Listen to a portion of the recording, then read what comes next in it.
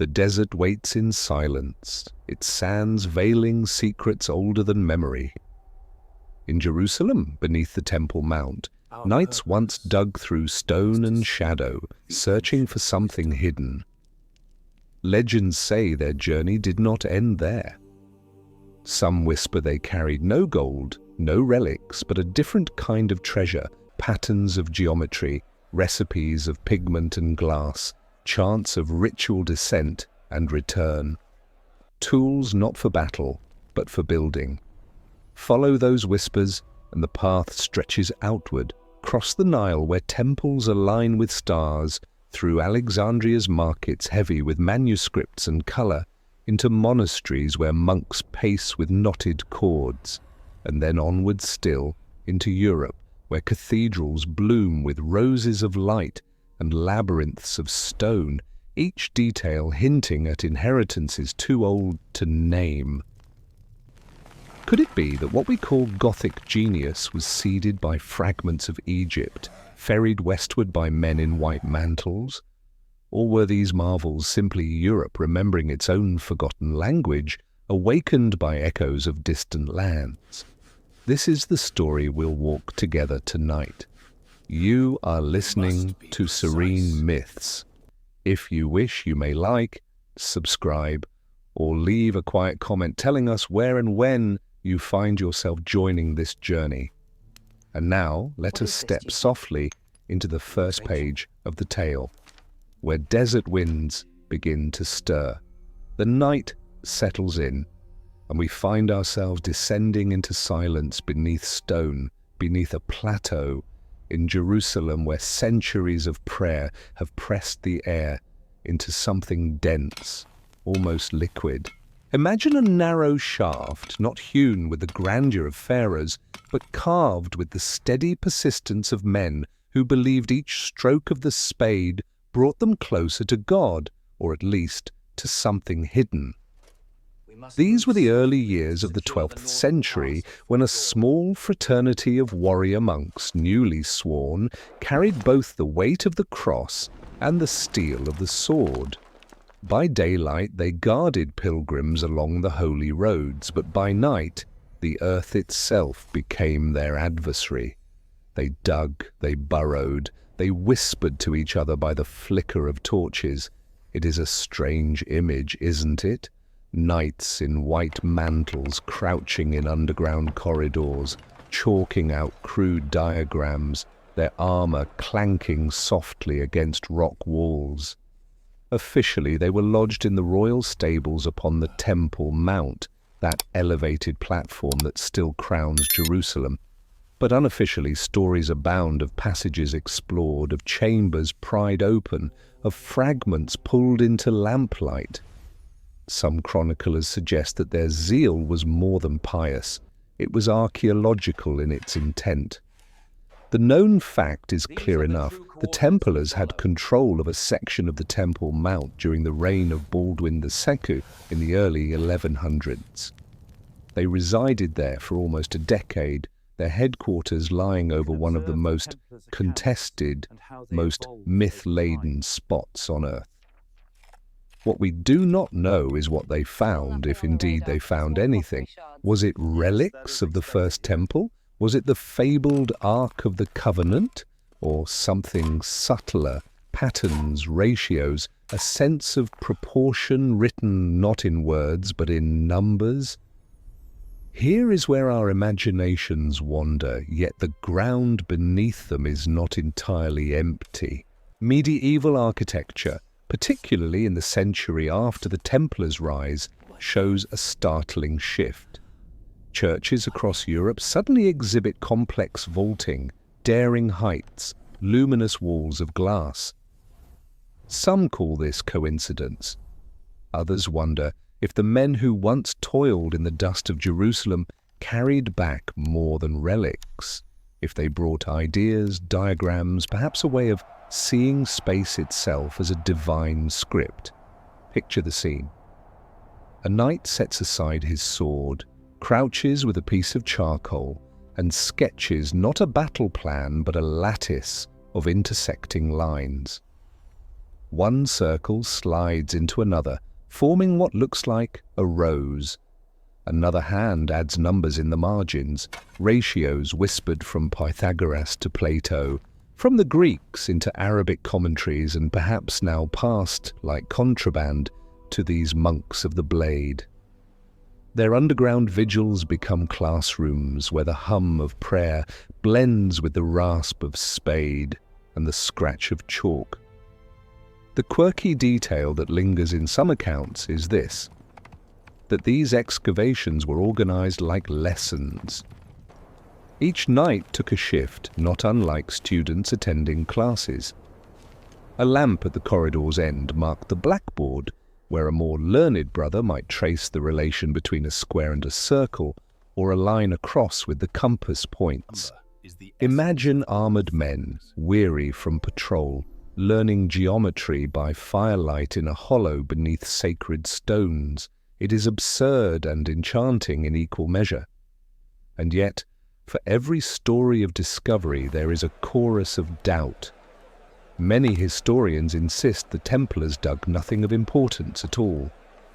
The chronicles that speak of hidden chambers are late, embroidered with legend. Archaeology has offered little proof that they retrieved anything earth-shattering. Perhaps their underground hours were spent not in uncovering treasures, but merely expanding storage, seeking cisterns, or exploring ruins for curiosity's sake. Skepticism hums in the background, reminding us not to confuse possibility with proof. Still, the human mind is drawn to gaps. A silence in the record is an invitation. That is why the image of the Templar underground endures, because it sits at the crossroads of what we know and what we hope to imagine. On one side stands the historical fact: men lodged at the Temple Mount in the early 12th century. On the other stands the debated dream, that beneath their boots lay a thread leading far to the south, toward a civilization older, stranger, and richer in symbols than any Latin chronicle could capture. If one leans close, the dust seems to whisper a question.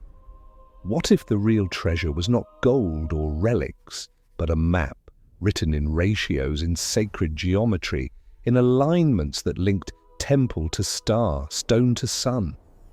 What if these warrior monks carried home a way of thinking, an unseen library that could fit into memory and sketchbook rather than chest and coffer?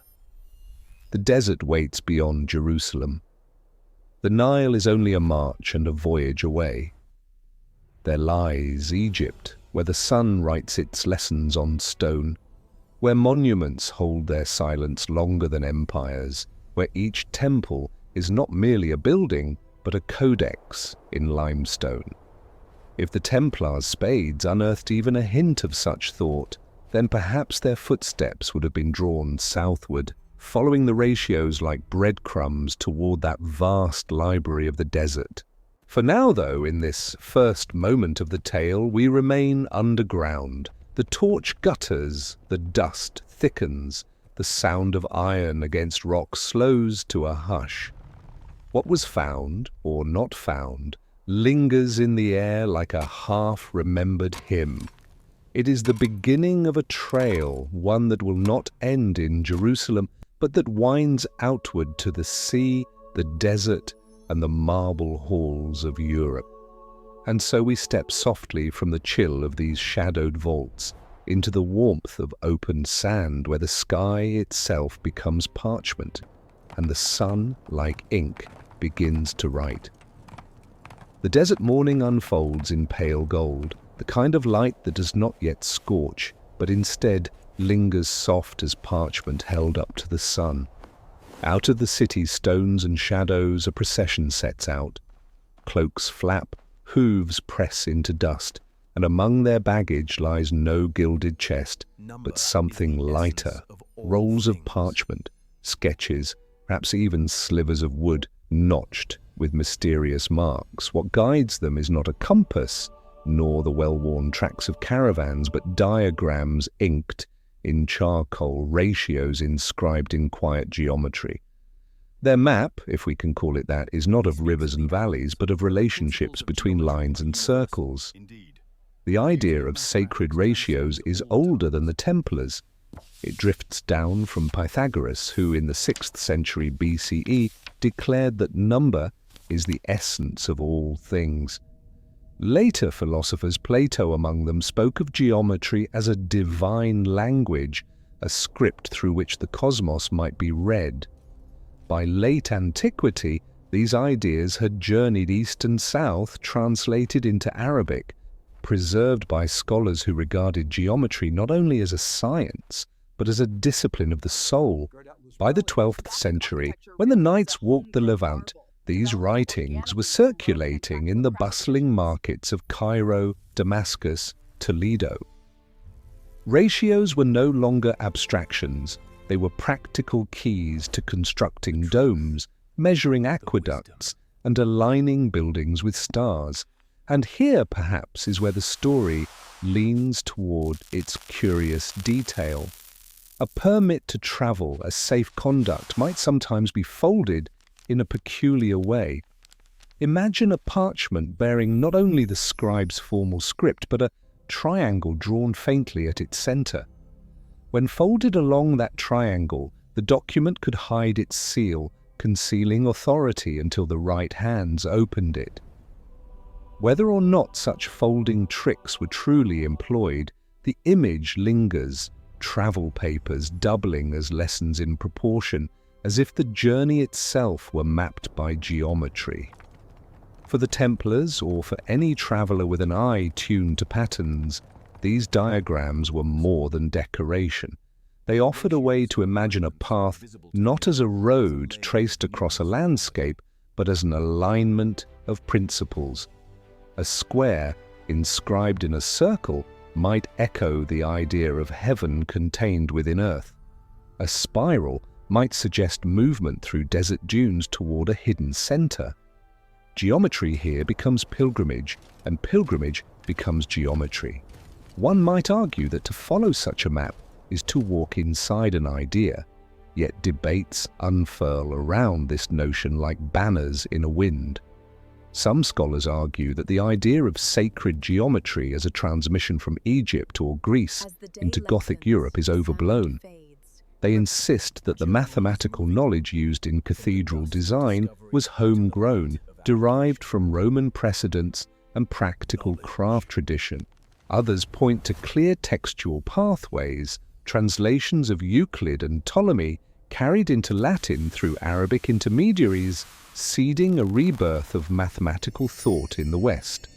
And still others lean further into speculation, suggesting that hidden initiatory knowledge, preserved in Egyptian stone and Hermetic manuscripts, found its way into European stonework through secretive hands. Consider the sensation of holding one of those parchments. The ink smudges faintly at the touch, the sand sprinkled to set it falls away like tiny stars. You fold it along its lines, and suddenly the shape collapses into a smaller form, concealing its seal, its secret. Perhaps this is what drew the Knights onward, not a chest of treasure, but the puzzle of a fold, the lure of a pattern that seemed to echo something vast. The quirk of such a travel document, whether real or imagined, speaks to a broader truth of the age. That movement was always more than physical. A man might walk from Jerusalem to Acre, sail from Acre to Alexandria, but the greater journey lay in how ideas folded into his mind. A ratio inscribed in sand might unfurl later into the soaring ribs of a cathedral vault. A circle drawn on parchment might echo centuries later in the rose window of Chartres. The map is never only where you go, it is also what you carry with you unseen. And so we imagine the Templars, not merely as armoured men, but as travellers with hidden diagrams tucked inside their satchels, diagrams whose meaning was not entirely clear even to them. Did they truly see in those ratios the blueprint of Egypt, the silent lessons of temples along the Nile? Or did they only sense a whisper, a suggestion that geometry held something more than utility, something numinous waiting to be unfolded? The debate remains unresolved. What is certain is that by the mid-12th century, Gothic architecture emerged with sudden boldness. Cathedrals soared taller, their structures knit together by precise calculations, their glass blooming with color and light. Whether or not those innovations sprang from Egypt, from Greek philosophy, through Arabic intermediaries, or from the ingenuity of local masons, the fact remains that they seem to answer a map of ratios. They look like destinations on a journey drawn not in roads but in geometry. The desert sun climbs higher, sand flickers in waves of heat. The knights shade their eyes and adjust their course, not by star or compass, but by some deeper sense of proportion, as though the horizon itself were nudging them into alignment. Perhaps they carried a map. Perhaps they only carried questions. But their path tilts southward, toward the libraries and markets of Egypt, where numbers and symbols lie waiting to be translated into stone.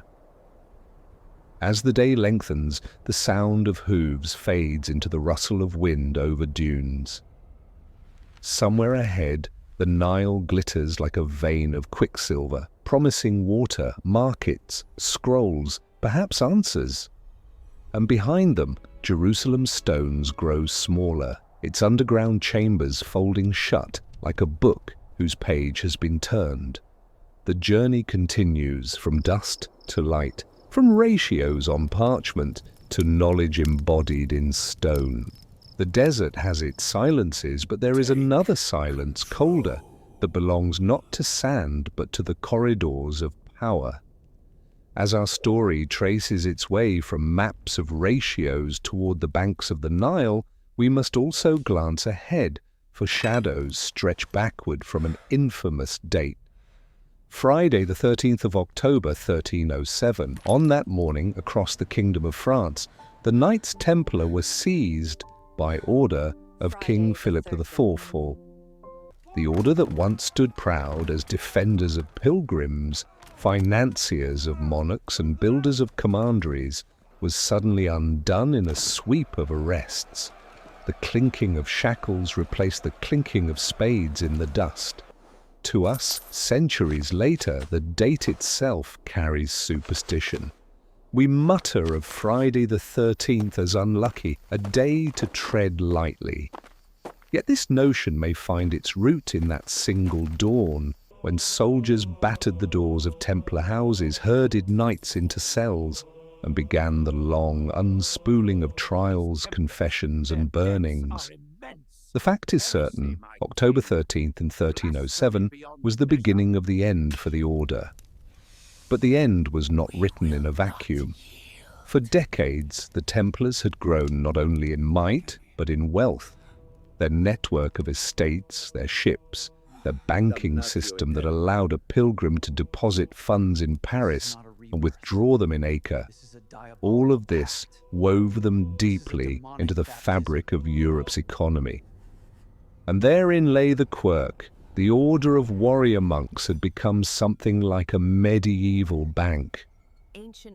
Pilgrims carried slips of parchment bearing the Templar seal, a letter of credit that could be redeemed far from home. It was safer than carrying coin, and it turned the Templars into guardians not only of souls and bodies, but of purses. One might smile at the irony, men sworn to poverty overseeing a network that made them richer than kings. Here lies the debated point. Was Philip IV's move against the Templars driven by piety, by fear of heresy, or by the simple arithmetic of debt? The king owed the order vast sums, money borrowed to fuel wars and pageantry. To annihilate his creditors was, in its own way, a solution. Yet accusations of heretical rituals, of spitting on the cross, of worshipping strange idols, gave his actions a moral veil. Were these charges fabricated wholesale, or did fragments of esoteric practice, perhaps borrowed from distant lands, give fuel to the fire? To imagine the knights in those final days is to see men who once delved into Jerusalem stones and traced maps in ratios, now standing before inquisitors, forced to twist their past into confessions. Perhaps the rituals they had enacted, symbolic deaths and rebirths, initiatory dramas echoing the mysteries of old, were distorted into evidence of heresy. Perhaps symbols learned in Egypt in whispered scripts of geometry and light were misread as diabolism. Whatever their meaning, by 1307 they became dangerous. But our story lingers not in dungeons, it walks a subtler line where history and myth entwine. The suppression of the order casts a backward shadow, suggesting that whatever knowledge they carried was too volatile to survive unchallenged. Some imagine that the French crown feared not merely their power, but their possession of secrets, secrets that tied Jerusalem to Egypt and Egypt to the vaulting of Europe's cathedrals. Skeptics dismiss this, seeing only the blunt instrument of politics. Yet the timing, the suddenness, the ferocity of the arrests continue to invite speculation. For the traveller, in our tale, this foreshadowing sharpens the sense of the journey. To picture knights in the 12th century, striding toward the Nile with parchments of ratios in their packs, is to feel the faint chill of what would come 2 centuries later. The sands they crossed under the noon sun would one day feel like the sands of an hourglass, measuring the time left before the hand of a king toppled them. Still, between those years stretched a period of growth, of construction, of mystery. Cathedrals rose, markets bustled with manuscripts, lodges hummed with coded language. The order flourished. And always beneath like a current ran the question, what knowledge did they carry? Did they indeed find something under the Temple Mount? A fragment of geometry? A manuscript of hermetic wisdom? A pattern of proportions that whispered of Egypt? Or were they, like so many others, borrowers of ideas already in circulation, translators of concepts drifting through the Mediterranean? The quirk of their financial ingenuity, the letters of credit, the safekeeping of treasures, parallels their supposed intellectual role. They became custodians of more than coin. They became, at least in legend, custodians of wisdom. Just as a pilgrim might deposit gold in Paris and retrieve it in Acre, so too might ideas deposited in Alexandria or Jerusalem be withdrawn centuries later in the rose window of Chartres. And thus, when we recall Friday the 13th, we feel the duality. On the surface, it was a political act, a king dismantling a rival. But beneath, in the dreamlike layers of story, it feels like the silencing of knowledge, the extinguishing of lamps in underground chambers, the scattering of ratios across the wind. The unlucky day becomes not just a curse upon the Templars, but a mark upon history, a point where something may have been lost or driven deeper underground. The sun in our tale dips lower now, casting long lines across the desert. The shadows remind us of that later October morning in France, when shadows lengthened across prison cells. But our travelers are not yet prisoners. They still move south, guided by their folded parchments, toward a land where stone itself is scripture. Behind them, Jerusalem closes its gates. Ahead, Egypt opens its doors. Between these poles stretches the arc of a story, discovery, transmission, suppression. The horizon glows with a faint promise, and the dust swirls at their heels like the turning of unseen pages. Somewhere in the silence, a question breathes. What did they truly seek beneath the Temple Mount, and what did they fear might follow them into the courts of kings? And so we follow them into the gathering dusk, where the sands cool underfoot, and the Nile, unseen but near, murmurs like an answer half-formed in the throat of the world. The first time one sees the desert after leaving the hill country of Judea, it is less a landscape than an expanse of breath. The sky is immense, the earth stripped to its bones, the horizon trembling with light. Yet to those who learn how to read it, the desert is not empty at all. It is a library written in stone and silence, its shelves the cliffs and canyons, its volumes the temples and tombs scattered along the Nile's patient course. For the travelers we follow, men accustomed to the cool dimness beneath Jerusalem's Temple Mount, stepping into this brightness must have felt like walking into a text where every page is made of sunlight. Egypt, by the 12th century, was no longer the realm of the pharaohs, but the monuments of that ancient age remained as teachers. The Great Pyramid still shouldered the sky. The temples of Luxor and Karnak still caught the rising sun in their colonnades. Even when partially buried in sand, even when inscriptions faded under centuries of wind, the stones themselves spoke. They told of alignments to solstices and equinoxes, of mathematical precision in orientation, of measurements that seemed to bind heaven and earth in proportion. The mainstream fact here is clear. Ancient Egyptian architecture demonstrates careful astronomical alignments. Archaeologists and historians have confirmed that structures such as the Temple of Amun at Karnak were aligned with celestial events, embedding cosmology into architecture. Yet to the eyes of medieval travelers, the meaning may have been more than scientific. These stones were scripture without words, lessons waiting to be absorbed. Imagine a knight standing in the shadow of a column, tracing its girth with a length of cord, then lifting his eyes to see how the sun at noon casts its shadow perfectly along a marked axis. For him, this was not mere engineering, it was liturgy in limestone. And here we slip in a curious, almost whimsical image: Nile sailors transporting bundles of papyrus upriver in the cool dawn, using the wind like an invisible scribe. They timed their sails to catch the breeze before the sun burned it away, so that the river itself seemed to breathe knowledge from delta to desert. For centuries, the Nile carried not only grain and stone, but ideas, rolled manuscripts, pigment jars, and whispered commentaries that threaded Egypt into the wider Mediterranean. If you imagine those sails as pages, the river as a spine, the whole country becomes a book drifting slowly south. But debates, as always, stir in the margins. Do the alignments we admire in Egyptian monuments represent intentional teachings meant to be decoded?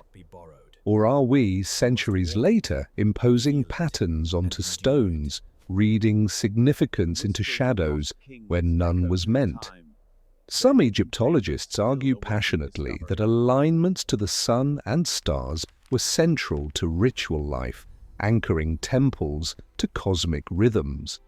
Others caution that not every correspondence is meaningful, that in a landscape of thousands of structures, some will inevitably point to notable celestial events by chance.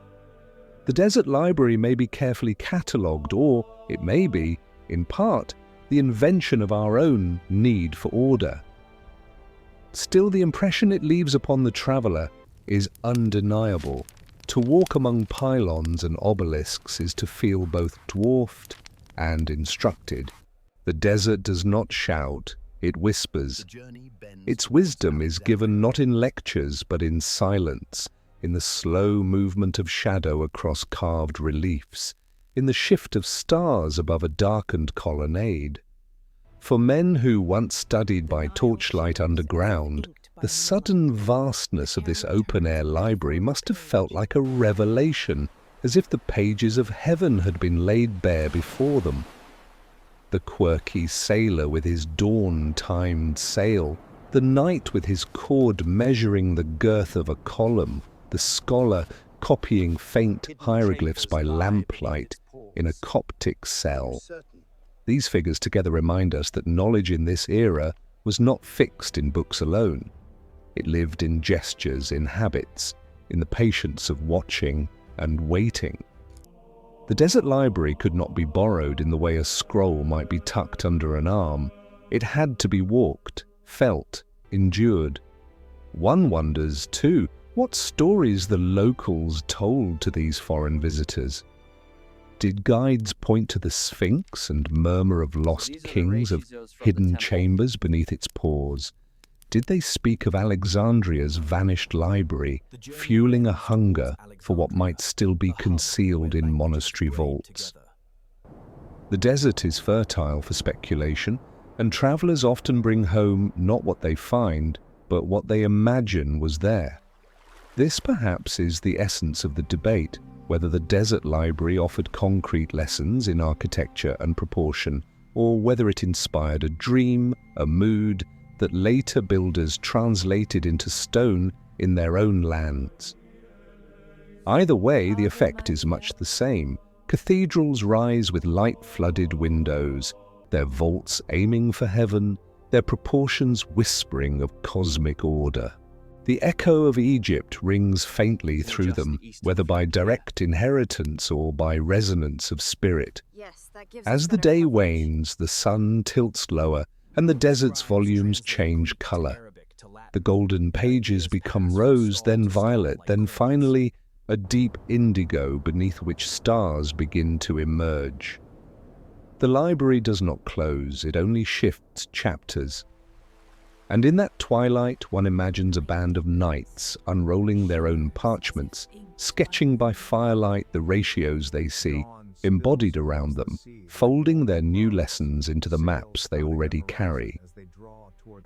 From here, the journey will bend toward Alexandria, that bustling port where languages braid together, where scribes translate Greek into Arabic, Arabic into Latin, and ideas pass from stall to stall like coins. But before we step into the clamor of the market, we linger in the hush of the desert, in the silence that teaches by shadow and stone. If this gentle trail keeps you company, you're welcome to like or subscribe to Serene Myths and leave a quiet note of where and when you're listening. Now the sands open toward a harbor of pages and voices. The night deepens, cool and clear. The Nile shimmers as if inked by moonlight.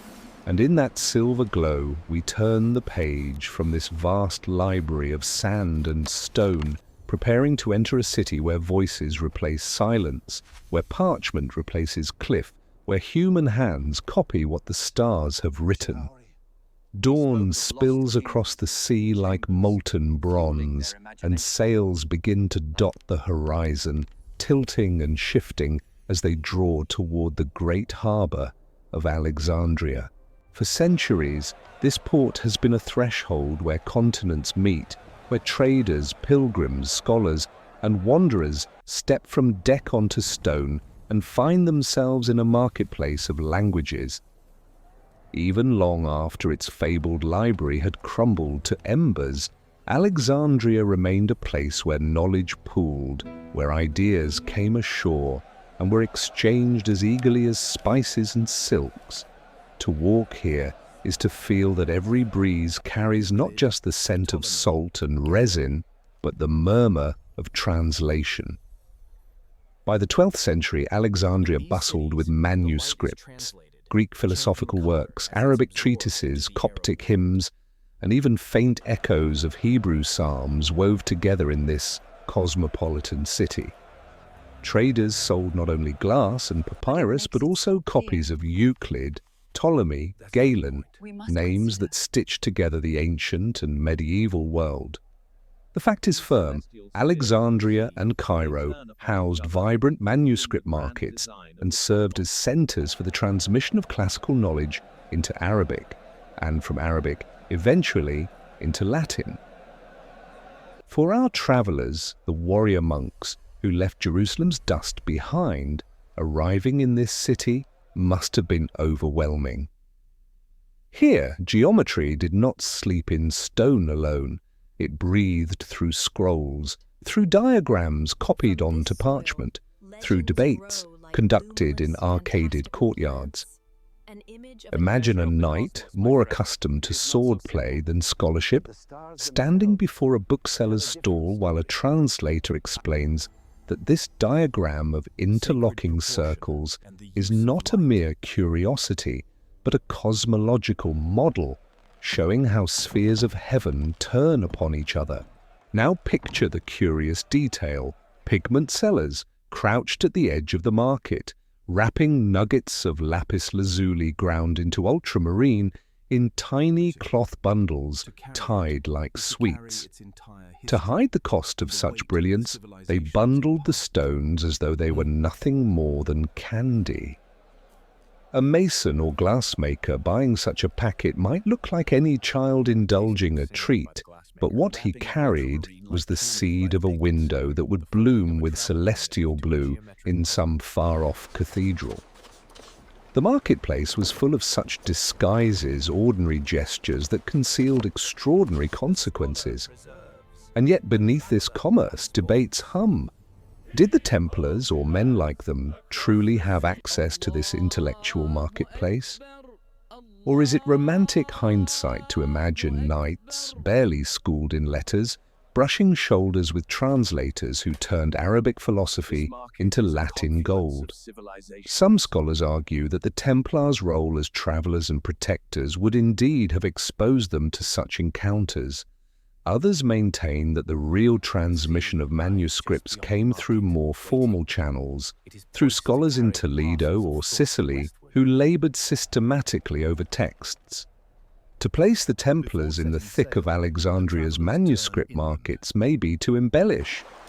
But legends grow from such embellishments, and bedtime stories love the fertile ground between what is certain and what is dreamed. Still, the effect of such a city is undeniable. Here, a Coptic monk might debate a Greek merchant on the proper measure of the cosmos. Here, an Arabic scribe might sell a Latin pilgrim a book of medicinal recipes, half practical, half mystical. And here, ideas about sacred proportion, the turning of the heavens, the use of light in architecture, could pass quietly from one tongue to another.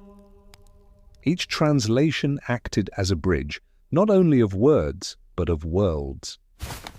Consider the scene as the day unfolds. Ships unload crates of spices and amphorae of oil, while scribes hunch in shaded corners, their reed pens scratching across parchment. A knight pauses at a stall, drawn by the glitter of pigments, the smell of resin, the geometry etched into diagrams.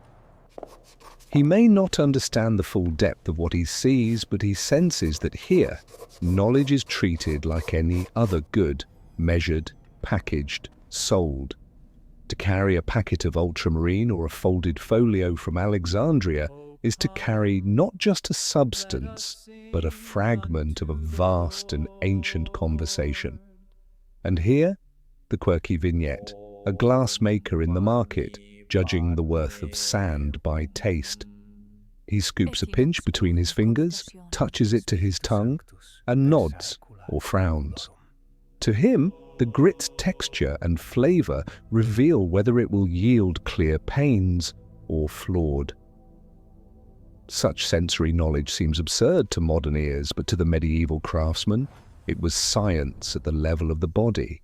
And in these embodied skills, the tasting of sand, the wrapping of ultramarine like candy, the folding of permits into geometric puzzles, we glimpse how the transmission of knowledge is never abstract. It always lives in hands, in gestures, in quirks of practice. The debate, though, returns. Were such transmissions the fruit of systematic scholarship or the accidents of trade? Perhaps both.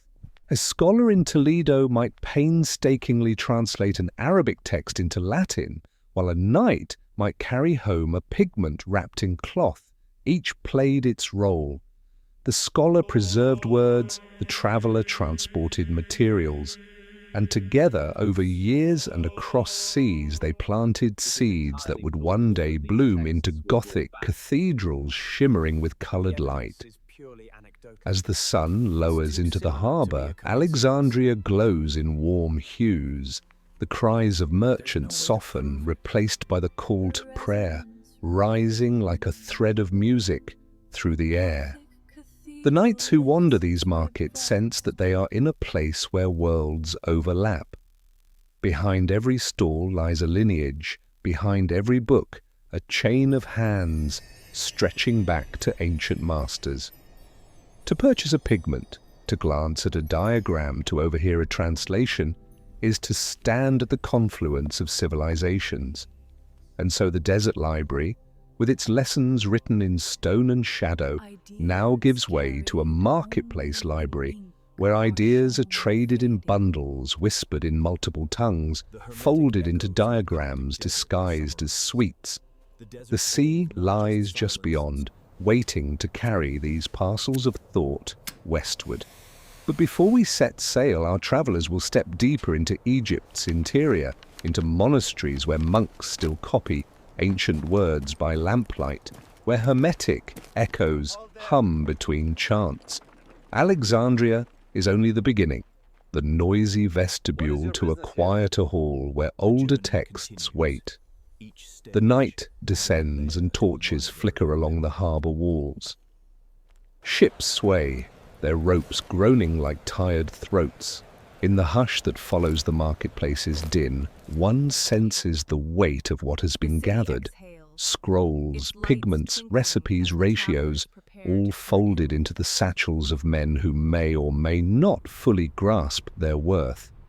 The city exhales, and the travellers prepare to turn inland, toward cloisters where the desert silence resumes, but where the ink still flows.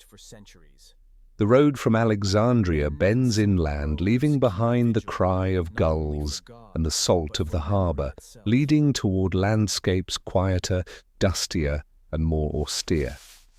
Soon the noise of the market gives way to the low chant of monks carried on the dry wind. We are entering the domain of the Coptic monasteries, places where ink and prayer have fused for centuries. Out here, on the margins of desert and river, men in simple robes keep their vigil not only for God, but for memory itself. Within their cloisters, manuscripts sleep like embers, glowing faintly, waiting to be stirred back into flame. The fact is well grounded. Coptic monasticism has preserved texts that otherwise might have vanished. Apocryphal gospels, early Christian hymns, and theological treatises have been found in desert monasteries. Their papyrus pages brittle but legible, their letters written in the looping grace of Coptic script. For medieval visitors, the sight of a monk copying by lamplight must have seemed like gazing at a living time machine, a man whose quill carried voices centuries old into the present moment. Imagine a knight stepping into such a chapel, weary from travel, the heat of the day still clinging to his cloak. The cool interior smells of oil lamps and old vellum. A monk looks up briefly, nods, then returns to his task, drawing letters with a patience that makes each stroke a prayer. On a side table lies a diagram, a curious thing, a series of concentric circles, notes in the margins invoking names half Christian, half pagan. To one eye it is merely an ornament, to another it whispers of Hermes Trismegistus, that legendary sage said to have distilled Egyptian wisdom into words. The quirky image arises here, a monk, cord in hand, pacing the floor of the chapel while softly chanting psalms. The cord is knotted at intervals, and he uses it to measure the proportions of the room. Each knot corresponds to a verse, each step a unit of prayer. To him, geometry is not abstract but incarnate. It is devotion given physical form.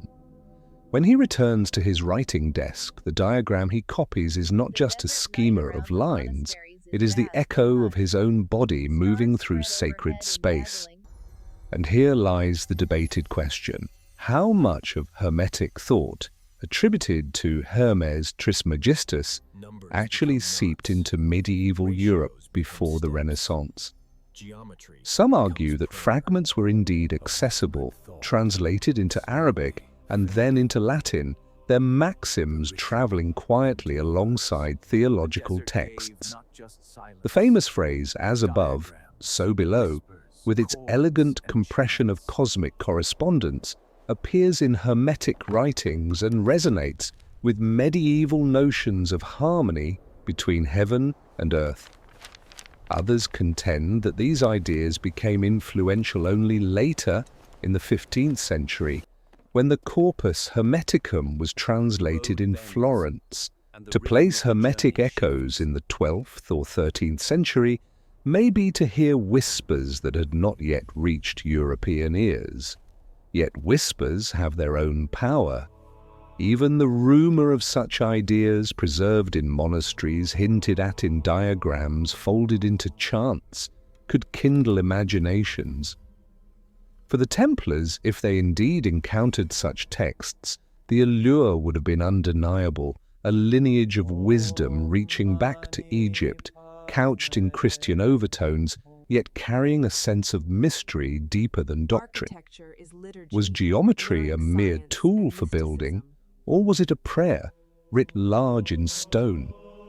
Were proportions merely practical, or did they mirror the proportions of the soul? Consider again the monk with his knotted cord. Each interval marks not only distance, but rhythm, like a heartbeat stretched into space. When he kneels to pray, he may see no difference between his recited verses and the arches rising above him. For him, architecture is liturgy, proportion is theology. Such embodied devotion blurs the line between science and mysticism, between the measurable and the ineffable. The knights who witnessed such practices may not have understood every word, but they would have felt the weight of them. To see scripture copied with such care, to see geometry practiced as devotion, to glimpse a diagram where heaven and earth converse through circles, these impressions sink deeper than any lecture. They enter as mood, as dream, as possibility. And again, debate lingers. Did the knights carry fragments of Hermetic texts back to Europe? Did they whisper of monks who measured chapels with cords and spoke of cosmic correspondences? Or is this later legend retrofitted into their story by generations hungry for romance? Scholars remain divided. Some cite marginal notes in Gothic manuscripts that bear uncanny resemblance to Hermetic aphorisms. Others dismiss these as coincidences or as later interpolations. Still, the resonance remains. When a Gothic cathedral lifts its ribs toward the heavens, when its stained glass blooms into starry circles, when its labyrinth invites pilgrims to walk a miniature cosmos, the echo of Hermetic thought feels present, whether by inheritance or by parallel invention. The motto, "as above, so below," hums beneath the stone, whether or not the masons ever read it in a text. The desert night around the monasteries is vast and hushed. Stars spread overhead in dazzling clarity, each one sharp, unblurred by city smoke. In such a sky, it is easy to believe that heaven does indeed mirror earth, that geometry is written across the cosmos, that the cord in a monk's hand corresponds to the arc of a constellation. To travelers used to the crowded streets of Jerusalem or the bustle of Alexandria, this silence must have felt like revelation. The quirky detail of the knotted cord remains in the mind, for it shows that even the most abstract ideas must be embodied to endure. Numbers become knots, ratios become steps, geometry becomes prayer. And in this embodiment lies the secret of preservation. Ideas carried only in ink may fade, but ideas practiced in ritual survive. So it is with hermetic echoes in the Coptic desert. Whether or not the knights fully grasped them, whether or not they carried them back intact, the impression lingered. The desert gave not only silence and stone, but also diagrams and whispers, chords and chants. As dawn approaches, the monks extinguish their lamps, leaving the manuscripts to rest until the next night's vigil. Outside, the desert breathes cool and still. The knights gather their belongings, fold their parchments, and prepare to move on. Ahead lies a different kind of passage, not through silent monasteries, but through gates, where permits and safe conducts will decide who may pass and who must wait. The rhythm of chants will give way to the rhythm of toll posts, the hum of prayer replaced by the shuffle of couriers, and thus the road bends once more, carrying us from cloister to checkpoint, from hermetic echoes to practical permissions, from whispered philosophy to stamped documents. The journey continues, each stage adding another layer to the library of memory. The journey through Egypt was never simply a matter of maps and memory. Roads here did not belong to pilgrims or scholars alone. They belonged to rulers, to guards at gates, to those who held the power to decide who might pass and who must turn back. By the 12th and 13th centuries, Egypt had shifted under new dynasties, the Ayyubids first, heirs of Saladin, and then the Mamluks, the soldier slaves who rose to command an empire stretching from the Nile to Syria. For a traveller from the Latin West, moving through these lands required more than endurance. It required permission, paper, seals. The fact is clear, under both the Ayyubid, 12th to 13th centuries, and Mamluk, 13th to 16th centuries, dynasties, systems of safe conducts and tolls were essential. These documents, letters bearing seals and signatures, were lifelines. A man without one might be stopped at a city gate, detained at a ferry crossing, or worse. For those who carried them, the papers were as precious as food or water. They were tickets into the markets of Cairo, into the monasteries of the desert, into the libraries where knowledge lingered in ink and stone. Imagine the feel of one such permit, parchment stiff beneath the fingers, ink thick and slightly raised, seal pressed deep in wax. The bearer tucks it into his satchel or hides it within his garments, knowing that this fragile sheet is the difference between progress and peril. A quirk of the age whispers through legend. Some couriers carried their safe conducts inside hollow reed pens. If a sandstorm forced them to drop their baggage or flee on foot, the most valuable thing they owned was already tucked in something so ordinary no one would notice. The reed pen, object of the scribe, became a vessel for survival. And yet, as with so much in this tale, debate swirls. Did Western fraternities like the Templars truly secure reliable passage under Muslim rulers? Some accounts suggest that treaties and truces forged in the complex dance of crusade and diplomacy opened certain doors. Others argue that such permissions were sporadic, fragile, and easily revoked. A knight in white mantle may have passed freely one season, only to find the next year's toll collector unmoved by his seals. To travel across borders in this era was always precarious, a mixture of paper, coin, and chance. Consider a caravan halted at a checkpoint. Camels kneel, goods piled high, while a clerk unrolls each parchment and examines its seal in the fading light. Behind him, armed guards wait with spears planted in the dust. Travelers hold their breath, a wrong mark, a missing token, and the journey ends. When at last the clerk nods and waves them through, the exhalation feels like a blessing. One wonders whether the relief was not only for safe passage of bodies, but also for the safe passage of ideas, hidden in crates, tucked into manuscripts, carried in memory. The quirky detail of reed pens concealing permits lingers, for it reminds us that knowledge and safety alike often travelled hidden. A folded letter might be worth more than a pouch of gold.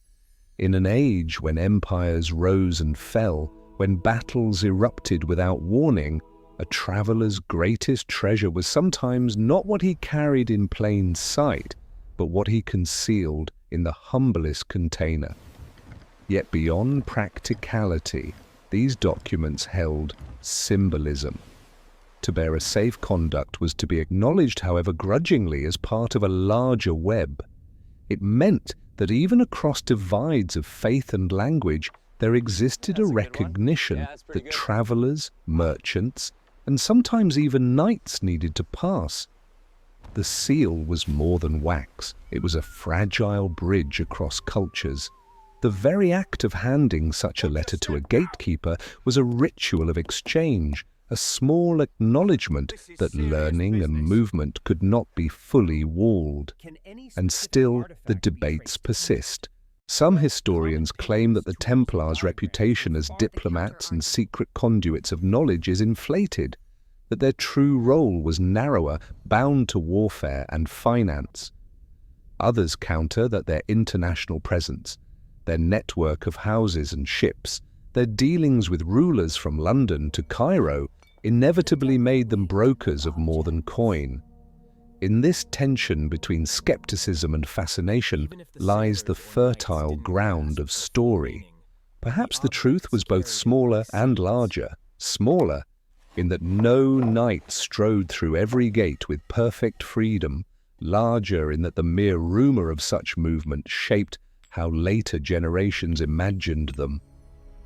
The sun lowers as our caravan moves onward. Dust clings to robes and armour alike. The city walls of Cairo loom ahead, their gates shut until the clerk has examined each paper. The knights feel the weight of their permits, aware that without them, the road ends here. In such moments, parchment feels heavier than steel.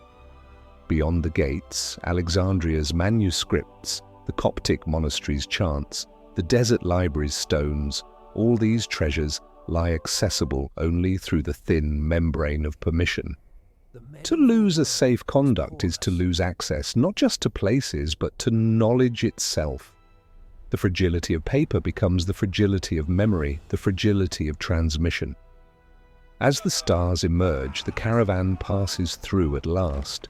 Lamps flicker along Cairo's streets, and the murmur of markets rises even in the night. The travellers, weary but relieved, know that their passage has been bought not only by coin but by ink and seal. The city receives them, and within its walls they will find new traces of the wisdom they seek, pigments, diagrams, fragments of hermetic lore whispered between chants. Yet the lesson of the road remains. Knowledge is never free. It always demands passage, permission, negotiation. Even the purest idea to travel must be folded into paper and pressed with wax. The night settles deep, the desert beyond the walls falls silent, the checkpoints unmanned, the reed pens still. Within the city, the travellers prepare for rest, their permits safe once more, tucked away like hidden prayers. Tomorrow will bring markets, manuscripts, and perhaps encounters with men who measure time in circles and stars. But tonight they sleep beneath roofs that hold both safety and uncertainty. And so the story bends toward its next chapter, where the cargo of ideas itself will come into focus. The models, pigments, and folded floor plans that reveal what truly travelled across deserts and seas. Night folds itself into the alleys of Cairo, the lamps still glowing faintly, but beyond the walls, caravans prepare to depart. The desert never rests, and neither does the sea. What is carried in those crates and satchels is more than commerce. It is memory in motion, a library disguised as trade goods. For the traveller who follows this path, the most precious cargo is not always gold or spice, but objects humbler, stranger. A model of a temple carved in wood, a measuring rod inked with faint notches, a packet of pigments wrapped like sweets, a floor plan folded into squares. These are the things that travelled. The fact is simple yet profound. Knowledge in the Middle Ages often moved not as abstract texts alone, but as physical tools and models. Masons carried templates, compasses, and cords. Scholars carried diagrams sketched hastily on parchment. Apothecaries carried recipes for tinctures alongside jars of herbs. The transmission of knowledge was as much about materials as about words. A pigment jar from Cairo might end up illuminating a manuscript in Paris. A carved wooden model of a dome might be studied in a French lodge, its proportions translated into stone. These were the true cargoes of the age. Imagine the scene aboard a Templar ship, crates stacked carefully, their contents disguised as common wares. One holds jars of ochre and indigo, pigments labelled as mere dye stuffs, but destined for the stained glass windows of a cathedral. Another contains measuring cords and compasses declared as masons' tools, but heavy with symbolic resonance. Perhaps a folded floor plan is tucked inside a merchant's account book, hidden among tallies of grain and olive oil. In this way, the toolkit of Egypt travelled westward, not under banners of conquest, but under the disguise of ordinary trade. And here arises a curious, almost playful detail. Sailors, idle on deck during a calm, chalking labyrinths onto the planks. With nothing but chalk and time, they traced out winding paths, testing designs that might later become stone mazes laid in cathedral floors. When the wind rose again, the chalk lines blurred, but for a moment the deck had become a workshop, the ship itself a floating lodge. The image is absurd and enchanting, rough-handed sailors tiptoeing through miniature labyrinths as if rehearsing pilgrimages to come. Yet the debate remains sharp. Can any specific artifact in Europe be traced directly back to Egyptian origins? Skeptics argue no, the pigments, the tools, the diagrams were too common, too widespread, to attribute uniquely to a Templar network. The resemblance between Egyptian measures and Gothic proportions may be coincidence, or the result of shared mathematical traditions passed through Arabic translations, not direct import. Others, however, point to correspondences too precise to ignore. The near match between Egyptian cubits and cathedral measurements, the uncanny parallels between temple alignments and Gothic orientations. Did these travellers carry not only objects but principles, unwritten yet embodied in their cargo? To handle such objects is to feel their double weight. A jar of pigment is both craft supply and relic of distant lands. A measuring rod is both a tool and a code, inscribing ratios that mirror the cosmos. A folded floor plan is both blueprint and prayer, its geometry echoing rituals of death and rebirth. Even if the knights or sailors did not fully grasp these layers, the objects themselves carried them like seeds waiting for the right soil. Picture a mason in France opening a crate and discovering a wooden model of a dome. He turns it in his hands, studies the way light moves across its curve. He may not know it was inspired by Egyptian geometry, yet he feels its pull.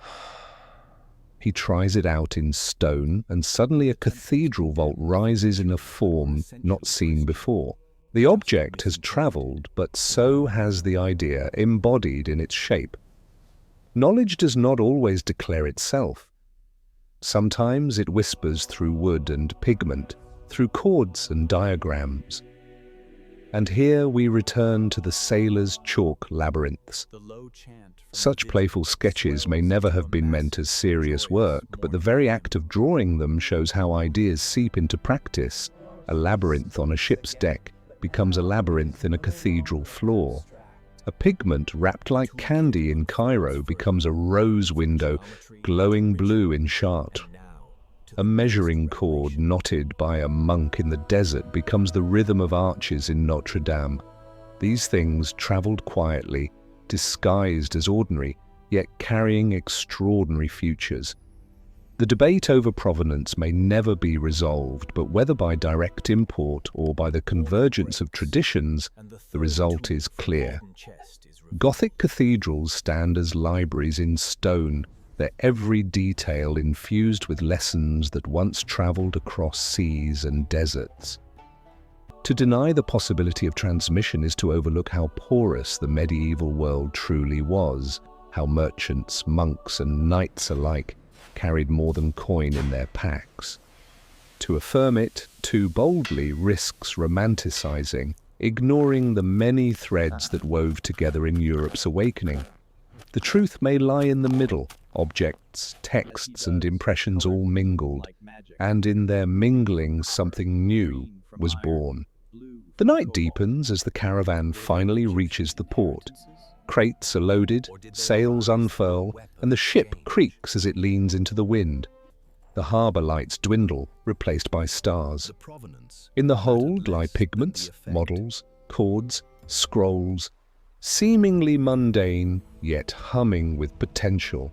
On deck, sailors trace once more their chalk labyrinths, a ritual against boredom perhaps, but also a rehearsal for something grander. The sea takes hold of them, carrying the cargo westward. And so we leave Egypt's markets and monasteries behind, watching as its knowledge is packed into boxes and disguised as trade. Ahead lies the unboxing, the revelation, when these tools and symbols will flower into the Gothic imagination. The desert has given its library, the city its manuscripts, the cloister its chants. Now the ship bears them toward a new world of stone and glass, where geometry will leap from parchment to vault, from chord to cathedral. If you're still with us, a soft like or subscribe helps this voyage find calm waters. Tell us the place and hour you joined.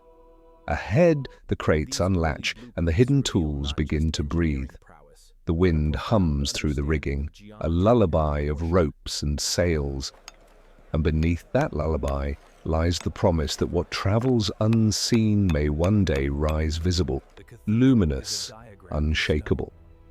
The sea has carried its cargo westward, but before we set foot on distant shores, we pause to open one of those crates, to unroll one of those folded parchments.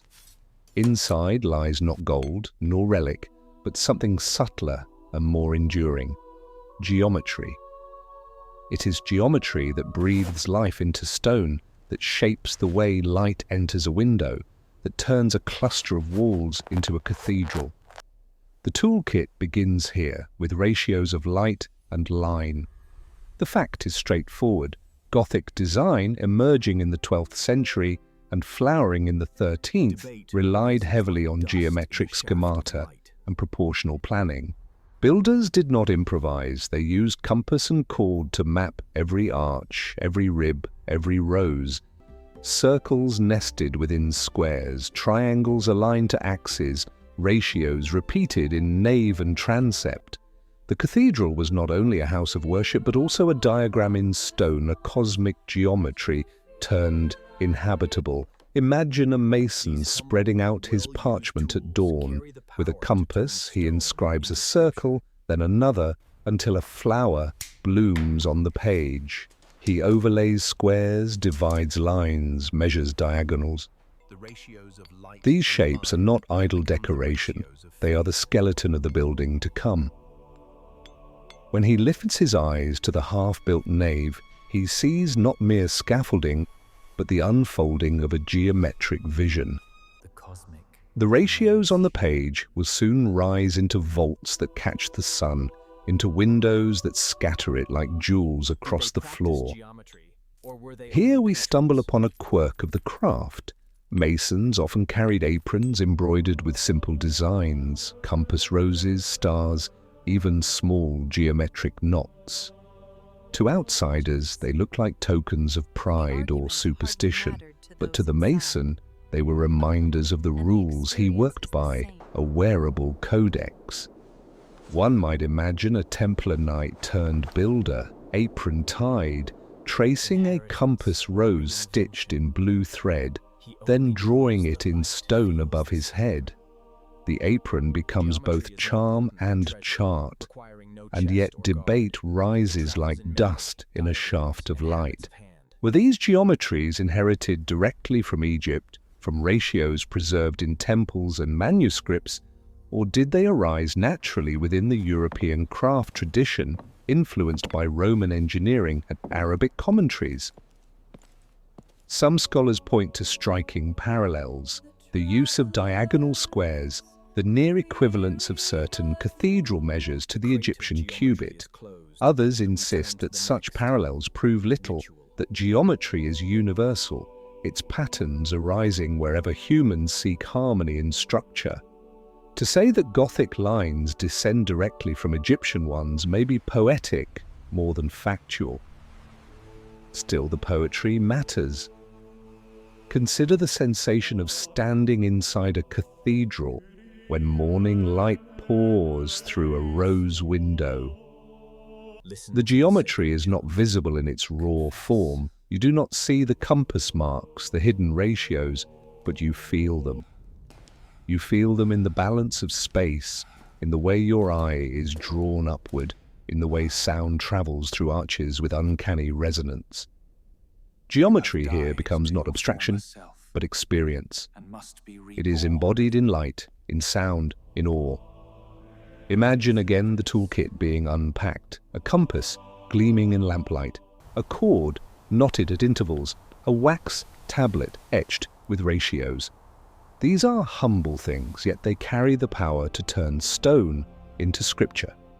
A mason dips his cord in charcoal dust, snaps it taut against a wall, and leaves a straight black line. Another measures diagonals, marking points where ribs will spring. Out of these small gestures, a vault takes shape, a window opens, a building breathes. The ratios of light and line become the ratios of faith. The quirky apron returns here, for it reminds us that even in solemn craft, humor and humanity sneak in. A mason might embroider a tiny lopsided star for luck, or stitch his initials inside a compass rose. In the great vaults of cathedrals where ratios rule, there is still room for whimsy, for the personal touch of a hand guided not only by geometry, but by pride. Such quirks ensure that the cosmic remains human, that the divine ratios never wholly erase the craftsman's individuality. And once more, the debate hums. Did the Templars themselves practice this geometry, or were they only its patrons, employing masons who already knew the craft? Was their contribution the import of Egyptian principles, or merely the funding of projects that would have blossomed anyway? Historians diverge. Some see in Templar churches echoes of Egyptian alignment, subtle nods to proportion too deliberate to be chance. Others dismiss this as romantic projection, arguing that the real innovation was local, born of Europe's own restless experimentation. But for those who walked in these spaces, the argument hardly mattered. The experience was the same: to step into a geometry that felt alive, to bathe in ratios made visible by light. The cathedral did not present itself as a puzzle of provenance. It presented itself as wonder. Picture the traveller who once measured a column in Karnak with knotted cord, now standing in a half-built nave in France. He watches as sunlight threads through scaffolding, striking a point calculated months before with compass and chalk. He feels the same resonance he felt in Egypt, the same alignment of heaven and earth, but now it is born anew in a different tongue of stone. He cannot say whether it is inheritance or reinvention. He knows only that the light feels the same. And so geometry, the first tool in the kit, proves itself more potent than treasure. It requires no chest, no lock, no guard. It travels in memory, in diagrams, in habits of hand. It can be taught by gesture, carried by cord, preserved in the simplest mark of compass on parchment. And when unpacked, it does not diminish. It multiplies, radiates, fills the sky with colour. The evening comes and the nave glows golden in the low sun. Dust motes hang suspended, caught in rays angled perfectly through unfinished arches. The masons lay down their tools, and the travellers, weary but moved, sense that they have opened something vast. The toolkit is not mere artifact, it is a way of seeing. Geometry has revealed itself as scripture, light as ink, stone as page. As shadows lengthen, we close this crate and turn to the next. If geometry teaches us how to build, ritual teaches us how to live within what we build. From ratios of light, we pass to the mysteries of descent and return, where walls and arches become stages for the drama of death and rebirth. The cathedral by day is geometry in sunlight, but by night it becomes something else. Shadows stretch across the nave, candles sputter in alcoves, and the building reveals its other vocation. Not just a diagram in stone, but a theatre for the soul. Here, ritual steps in where ratios leave off. The toolkit of knowledge carried from east to west was not only compasses and pigments, but also dramas enacted in darkness, scripts of descent and return that echo through centuries. The fact is clear enough. Throughout medieval Europe, fraternities and religious orders used initiation ceremonies. These often included symbolic death and rebirth, where the initiate was led into darkness, stripped of familiar comforts, and then restored to light. The pattern repeats across cultures. To enter knowledge, one must first descend.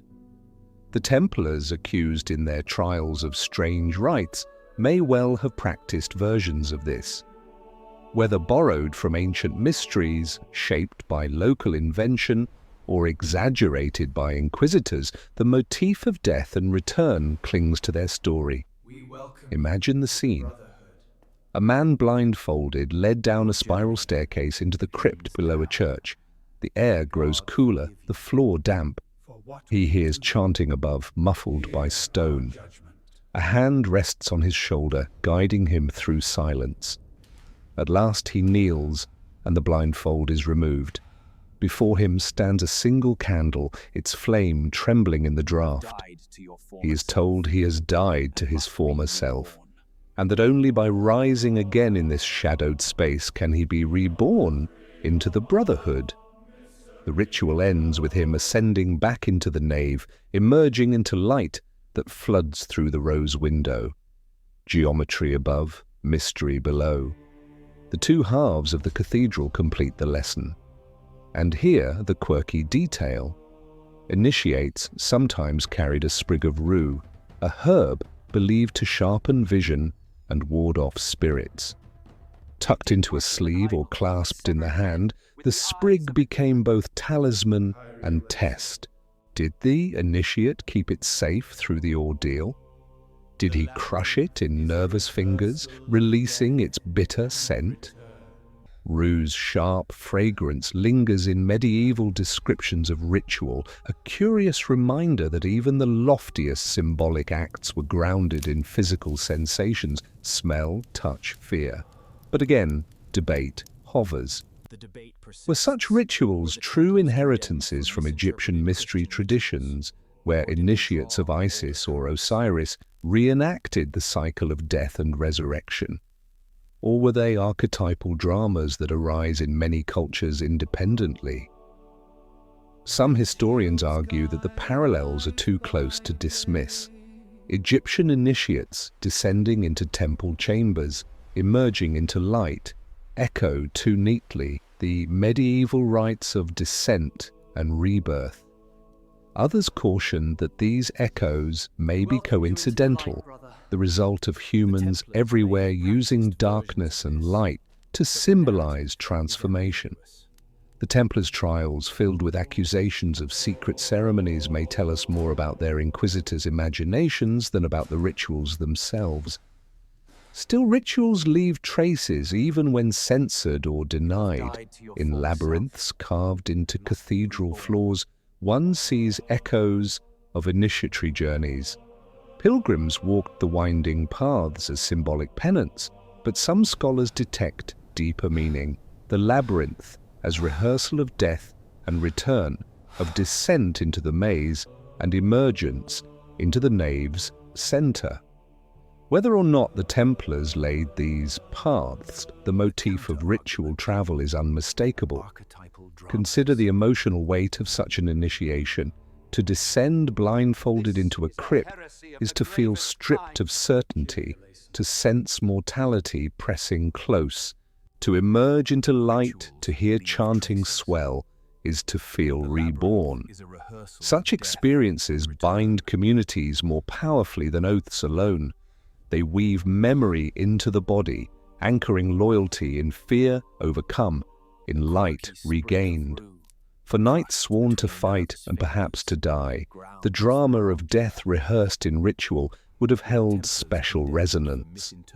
The quirky sprig of rue, crushed between nervous fingers, grounds this grandeur in humanity. One imagines a young initiate trembling, the herb's bitter scent filling his nose, the candle flames swimming before his eyes as the blindfold is lifted. He may not recall the geometry of arches above him, but he will never forget that smell, that moment of fear and relief. Such details are what carry rituals across centuries, surviving even when texts are lost. And yet the debate persists, gnawing at the edges. Were the Templars condemned for rituals that were essentially Christian, in symbolism, misinterpreted by their accusers? Or did their practices indeed draw on older currents, hermetic echoes from Coptic monasteries, Egyptian dramas glimpsed in temple ruins? The absence of clear records allows speculation to bloom. What we know for certain is that rituals of descent and return existed, and that they shaped how communities bound themselves. Whether Egyptian in origin or medieval in invention, they carried the same message. Transformation requires passage through shadow.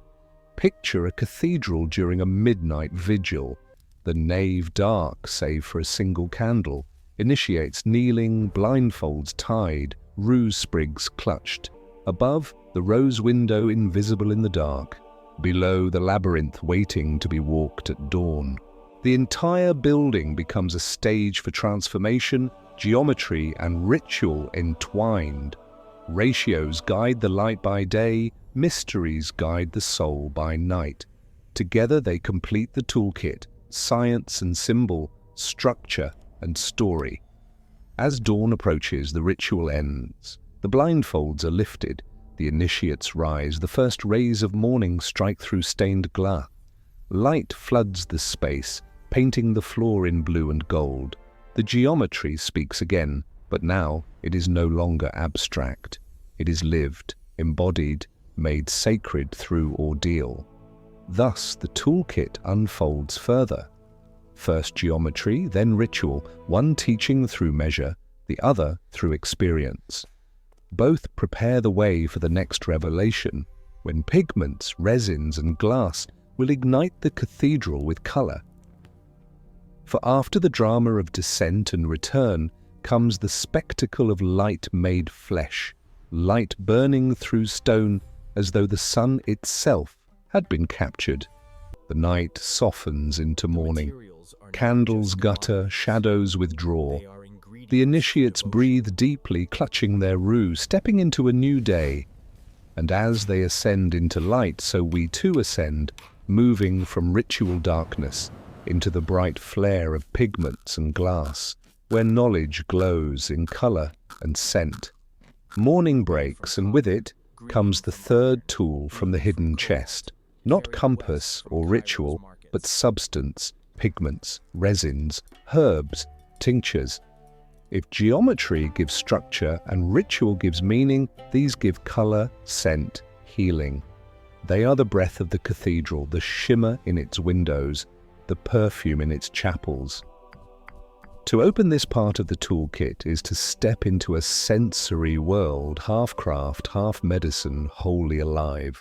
The fact is certain, the medieval world traded widely in aromatics and dyes, frankincense from Arabia, myrrh from the Horn of Africa, indigo from India, lapis lazuli from Afghanistan, all made their way into Mediterranean ports, including Alexandria.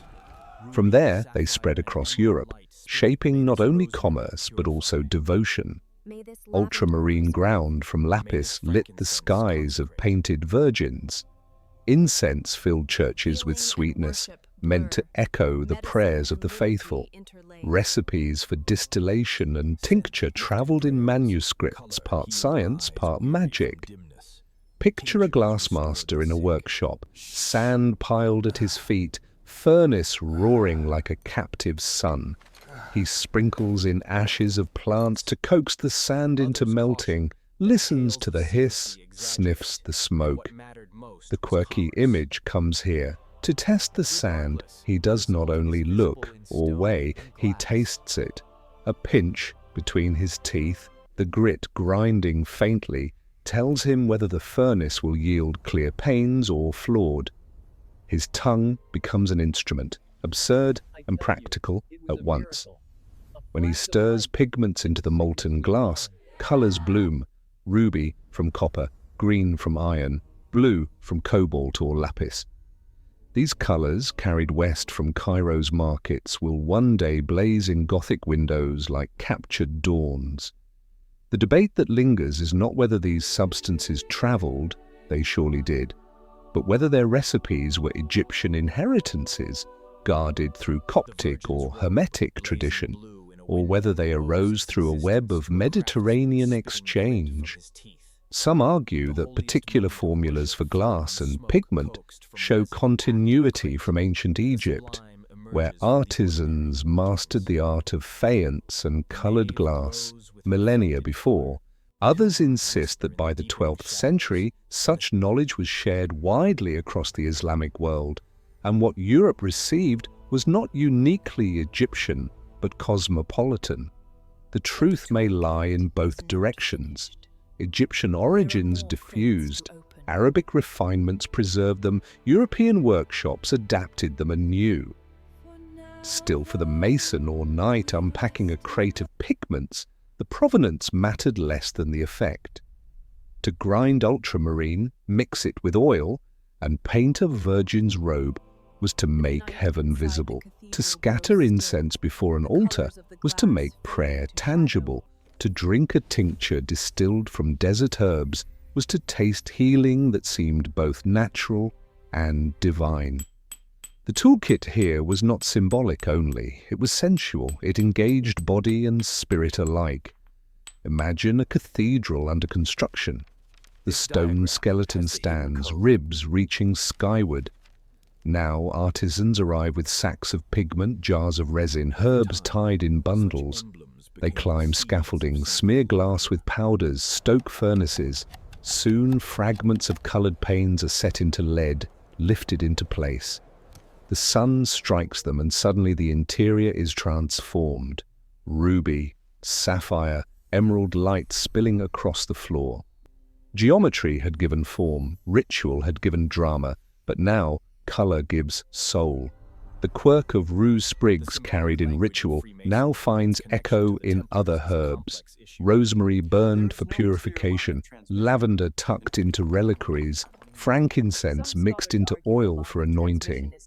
To walk into such a space is to step into an apothecary of devotion, healing and worship blur, medicine and liturgy interlace.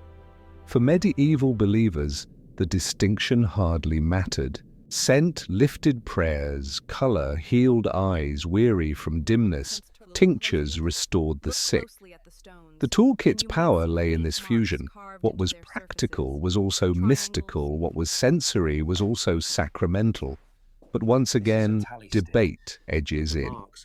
Were these recipes taught in secret, passed from Egyptian or Arabic masters to Western craftsmen under cover of night? Or did European artisans reinvent them by trial and error, guided only by fragments of text and stubborn experiment? Some chronicles hint at whispered transmissions, a Coptic monk handing over a scroll of colour recipes, a merchant murmuring of lapis mines beyond the known world. Others caution that such tales exaggerate, that what mattered most was not secrecy but commerce, the steady flow of goods across borders. Regardless, the result is visible in stone and glass. Chartres' rose window suffused with ultramarine, Cologne's nave flickering with incense, manuscripts illuminated with vermilion and gold. These effects cannot be denied. The pigments, the aromatics, the colour science, they travelled and they transformed. And here the narrative flares a mini-climax of sorts. For this is the moment when the toolkit leaps into visibility, when hidden cargo bursts into public wonder. A crate of pigments unpacked in a workshop becomes an explosion of light that floods a cathedral. A vial of resin burned in a chapel fills the air with heaven's scent. A tincture of herbs heals a sick traveller, who then tells of the miracle. Geometry may hide in structure, ritual may whisper in shadow, but colour declares itself in brilliance. The cathedral becomes alive with flame and fragrance, its stone animated, its light transfigured. Picture a pilgrim entering such a church for the first time. He gasps, dazzled, as light pours through blues and reds, as incense curls into golden shafts, as chants echo. He may not know of Egypt, of Alexandria, of Coptic recipes or Hermetic whispers. He only knows that he is in the presence of something otherworldly. The toolkit has done its work. It has turned stone into dream, structure into vision, faith into sensory immersion. The quirky image of the glassmaker tasting sand lingers because it grounds all this grandeur in the body. The Virgin's robe blazing blue in a window owes its existence to a craftsman spitting grit from his teeth. The holiest moment of worship floats on smoke, coaxed from resin packed in a crate. The sublime emerges from the ordinary, and therein lies the quiet miracle. As evening falls, the last rays strike the windows, igniting them from within. The nave glows, pilgrims whisper, incense lingers in their robes. The toolkit has revealed its third treasure, and in its unveiling we feel the story reach a crest. Geometry, ritual, and colour now weave together, and the cathedral begins to sing. If this quiet unfolding has eased your night, you may like or subscribe, and leave a gentle comment with your time and place. The next steps rise in stone and light, but the toolkit is not finished. There are more crates to open, symbols and ciphers, compasses and codes, the emblems that will guide secret societies long after the Templars' fall. For now, though, we rest in the glow of colour, in the scent of resin, in the hush of wonder. The night gathers, and the windows slowly darken, their brilliance folded back into silence until morning. The night inside the cathedral grows still, the colours of the stained glass fading into shadow, the scents of incense drifting away like the last notes of a hymn. Yet one part of the toolkit remains unopened, a quieter but no less potent set of instruments. These are not jars of pigment or cords of measure, but signs and symbols, ciphers and emblems, the grammar of secrecy that outlives stone and scent alike. If geometry gave structure, and ritual gave meaning, and color gave soul, then these ciphers gave continuity. They ensured that knowledge, however fragile, could travel in code. The fact is established, operative guilds and fraternities in medieval Europe used marks and symbols to protect their craft. Masons signed their work with distinctive marks carved into stone, a shorthand to track who had cut which block. Letters and diagrams circulated with codes, simple enough to be remembered, complex enough to elude outsiders. These working secrets preserved techniques, guarded reputations, and bound communities together. Over time, such emblems became the seeds of something larger, the language of fraternities and lodges where compass and square became not only tools but symbols of cosmic order. Picture a foreman on a building site, tally stick in hand. Each notch he carves is a record of a day's work, but in the margins of the stick he scratches something else, a constellation, a pattern of stars he traced the night before. To him, the tally is both ledger and mnemonic, a cipher by which he remembers not only labor, but also lessons. Later, in a lodge, the stick may be read not just for its count, but for its hidden diagram, a silent teaching passed hand to hand.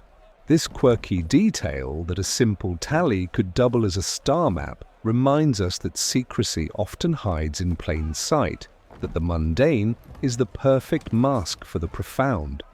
And yet debate rises once more.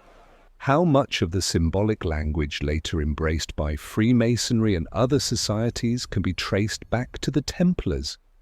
Were compasses and squares, labyrinths and roses truly inherited from Egyptian Hermetic currents, or were they retroactively draped in Templar legend? Some scholars argue that the line of transmission is tenuous, more myth than fact. Others insist that the consistency of motifs, the use of geometrical emblems, the blending of biblical and cosmic symbolism suggests a continuity too strong to dismiss. The truth lies somewhere between certainty and dream, where history and imagination overlap. Consider the sensation of walking through a cathedral after dark. The nave empty, the air cool, the silence broken only by your footsteps. Look closely at the stones, and you might see faint marks carved into their surfaces, triangles, circles, initials, symbols whose meanings have faded. These are the signatures of Masons, but to later generations they look like codes, fragments of a secret language. To read them is to feel you are overhearing a whisper centuries old. The stones speak not only of weight and balance, but also of belonging. The quirky tally stick returns in memory. Imagine a mason slipping it into his apron pocket, carrying it home, showing it only to those he trusts. On it are marks that could be explained away as simple counts, yet within them lies a pattern that hints at greater meaning. Knowledge survives in such guises, not by being locked in treasure chests, but by being inscribed into the ordinary, passed invisibly from one hand to another. Debates about origin aside, the function of these ciphers is clear. They created a bond. To share a symbol was to share a secret, to stand inside a circle of trust. Whether the emblem was a compass drawn in chalk, a labyrinth traced on parchment, or a star pattern scratched on a tally, it was enough to declare, I belong, I understand, I carry this forward. In an age when written texts were rare and fragile, such symbols were durable. They could be carried in memory, reproduced easily, and recognized instantly. Picture a group gathered in a half-built lodge, the air thick with the smell of lime and stone dust. One man draws a compass on the ground with a stick, another overlays it with a square. They nod, understanding without words. Another draws a rose, its petals aligned to a cross. The image is fleeting, soon to be erased by footsteps, but the meaning remains. This is how secrets survived, not in vaults, but in gestures repeated across generations. The debate continues, were these gestures uniquely Templar, or part of the broader Mason culture that spanned Europe? Likely the latter, yet the mystique of the Templars ensured that their story became entangled with these symbols. Later fraternities looked back and saw in them ancestors, claiming continuity whether true or imagined. And in doing so, they ensured that the ciphers of stone and star lived on, long after the order itself was dissolved. As the night deepens, one can almost see these symbols glowing faintly, like embers left behind by vanished hands. The compass rose stitched into a mason's apron, the tally stick etched with constellations, the labyrinth chalked onto a ship's deck. All flicker in memory, each carrying fragments of knowledge disguised as play, as craft, as necessity. The toolkit's final treasure is this, a way of preserving meaning without relying on fragile books or treacherous words. In ciphers and emblems, knowledge becomes both hidden and eternal. The quirky image of the tally stick remains, absurd and profound at once. A tool for counting stones becomes a map of stars, and in that transformation lies the essence of secrecy. The layering of meanings, the embedding of wisdom into what seems ordinary. Such layering is what allowed knowledge to survive across deserts, across seas, across centuries. By now, the toolkit is fully revealed. Geometry, ritual, color, and cipher, 4 treasures carried not in treasure chests but in memory, in crates disguised as trade, in aprons, in tally sticks, in chants.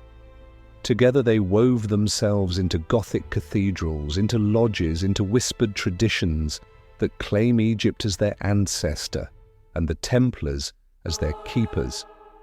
Whether fact or myth, the continuity remains compelling, soothing, dreamlike. The night folds in around us, and the cathedral seems to breathe. Symbols hide in stone, unseen yet felt, like constellations obscured by clouds. The toolkit has been unboxed, its secrets scattered across memory. Ahead lies the next chapter. The flowering of these tools in Gothic Europe, where Chartres will blaze with labyrinth and rose, where ships will ferry not just goods, but visions, where lodges will echo with whispers long after the nights are gone. Dawn over northern France comes pale and cool, the mist rising from fields as though the earth itself exhales. In the distance, 2 spires pierce the morning sky. They belong to Chartres Cathedral, a building that seems less constructed than summoned, a vision of stone rising from soil. To approach it after wandering deserts and ports is to feel as though the journey has reached a destination. A library of stone that has absorbed every lesson carried across sea and sand. If the desert taught silence, if Alexandria taught translation, if monasteries taught patience, then Chartres teaches synthesis, the weaving of all into one radiant whole. The fact stands secure. Chartres is one of the most remarkable cathedrals of the Gothic age. Built primarily in the 12th and 13th centuries, it contains features that distinguish it from its peers. The vast labyrinth laid into its floor, the great rose windows of shimmering glass, and a precision of proportion that has long fascinated scholars. Pilgrims from across Europe walked its nave, tracing its maze, lifting their eyes to its windows, sensing that here geometry, ritual, color and symbol all converge. Imagine entering the nave at dawn. Light filters through the immense north rose, scattering sapphire and crimson across the flagstones. Pilgrims kneel, their faces lit as though from within. At their feet spreads the labyrinth, a path winding back and forth before reaching the center. To walk it is to embark on a miniature pilgrimage, a journey inward as well as forward. Some did so on their knees, inching painfully, praying with each step. Others traced it with candles, drops of wax, marking their slow progress. Quirky stories linger of pilgrims carrying small candles in clay holders, leaving behind hardened circles of wax as they crept, so that by daybreak the labyrinth glowed faintly with pale halos. The rose window above, meanwhile, blooms like a celestial map. Circles within circles, petals of light unfolding from a cross at the center, their proportions echoing ratios that builders had carried in mind for centuries. The effect is both mathematical and mystical. To one eye it is geometry, to another it is prayer made visible. And this is the essence of Chartres. It allows fact and faith to coexist, each reinforcing the other. But debates inevitably stir. Some claim that the labyrinth's proportions, the rose window's geometry, and even the measurements of the nave echo Egyptian cubits, suggesting a hidden inheritance from Nile temples. Others dismiss such parallels as numerological fancy, arguing that medieval builders worked within their own inherited systems of Roman feet and local craft rules. Did a monk in Chartres truly hold a measuring cord once knotted in the desert? Or are we reading too much into coincidences of proportion? The argument remains unresolved, and perhaps it must remain so, for the power of Chartres lies not in proof, but in resonance. Consider the emotional effect of standing in its center. Pilgrims spoke of feeling transported, of sensing the cathedral itself as a bridge between heaven and earth. The labyrinth was not a puzzle, but a path, a rehearsal of death and return, echoing the rituals of descent and rebirth. The rose window above was not mere decoration, but a mandala of light, a vision of harmony that soothed the restless soul. These experiences mattered more than origins. Whether traced to Egypt or born in France, the result was the same. Pilgrims found themselves within a geometry of grace. And here, a quirky image emerges again. Caretakers gathering at dusk to polish the brass center of the labyrinth, rubbing until it gleamed like a captured sun. Pilgrims arriving the next day would kneel at that shining point, their reflections flickering faintly. In their eyes, it was the heart of the maze. In the caretaker's weary hands, it was just another brass plate cleaned.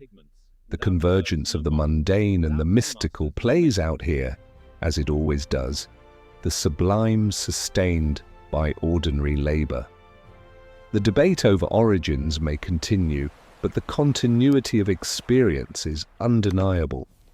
The labyrinth invites a body to move, the rose invites eyes to lift, the light invites awe. Together they form a language that transcends time. If the Templars carried secrets, they are here, translated not into whispers, but into stone and glass, open to every pilgrim who enters. Knowledge once hidden in crates and reed pens now floods a public space, dazzling and undeniable. Picture again the desert traveler who once stood before Karnak's pylons tracing shadows with a cord. Now he stands in Chartres, tracing light with his eyes. The correspondence is not literal, it need not be, the echo is enough. Both places align earth with sky, both inscribe proportion into architecture, both invite the human soul to feel itself reflected in cosmic order. The journey has come full circle, from silence of stone to music of glass. Evening falls, the rose window blazes with the last rays, its colors deepening into fire. Pilgrims linger in the labyrinth, whispering prayers, leaving behind small circles of wax.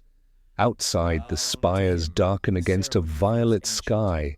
Chartres breathes as though alive, its proportions holding memory, its windows catching not just light, but history.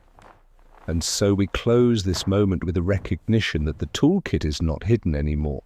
It is visible, radiant, embodied in the labyrinth beneath the feet and the rose above the head. Geometry, ritual, color, and cipher all converge here.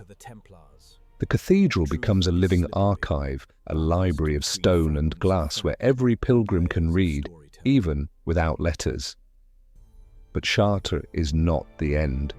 Beyond it lies the question of movement, of how these lessons spread, how ships carried not just goods but models and plans, how knowledge flowed into ports and quarries and workshops across Europe.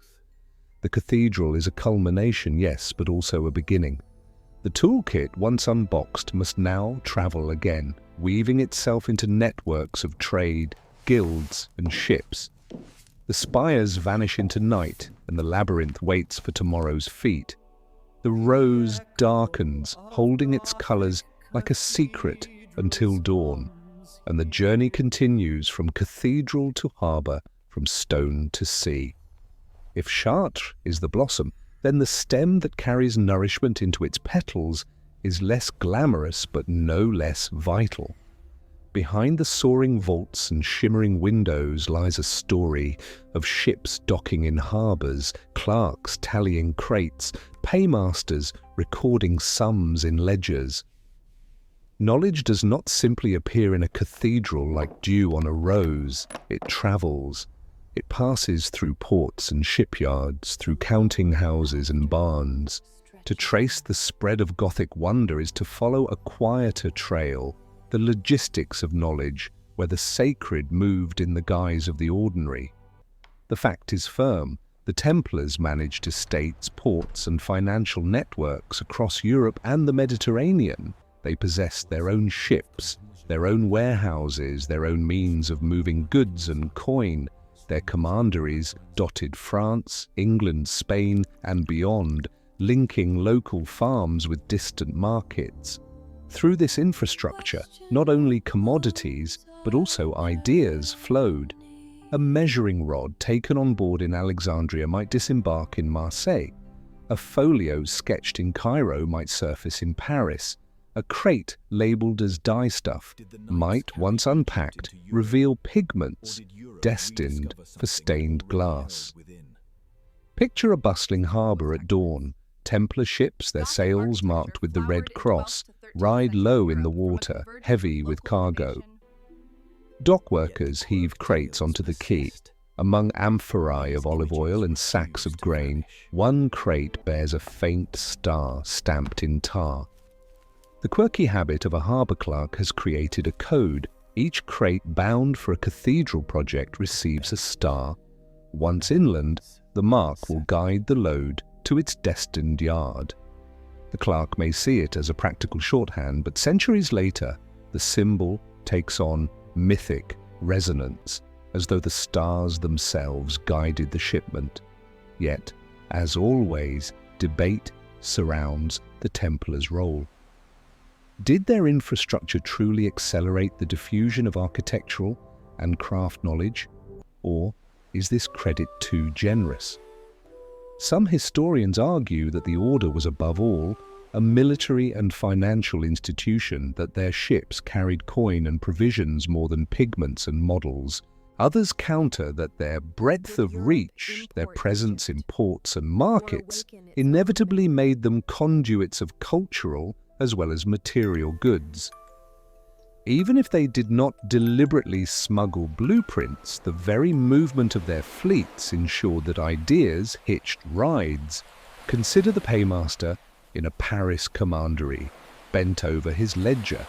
He records not only coin but crates, listing them as mundane supplies, iron nails, timber beams, sacks of lime. But tucked within the same line may be an innocuous phrase. One model, wood. To him, it is nothing extraordinary. To the mason who receives it, the model may change everything. A dome carved in miniature, a tracery pattern etched on thin board. These could be copied, scaled, built. The ledger conceals revolutions in stone within bland entries of trade. Here we glimpse the quirky humanity again.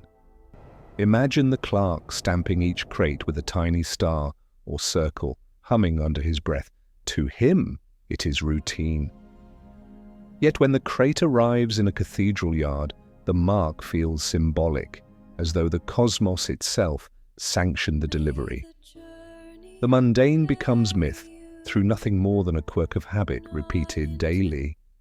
The debate over logistics asks us to weigh practicality against romance. Could crates truly carry models across seas without notice? Could pigments and tools disguised as merchandise really shape Europe's architecture?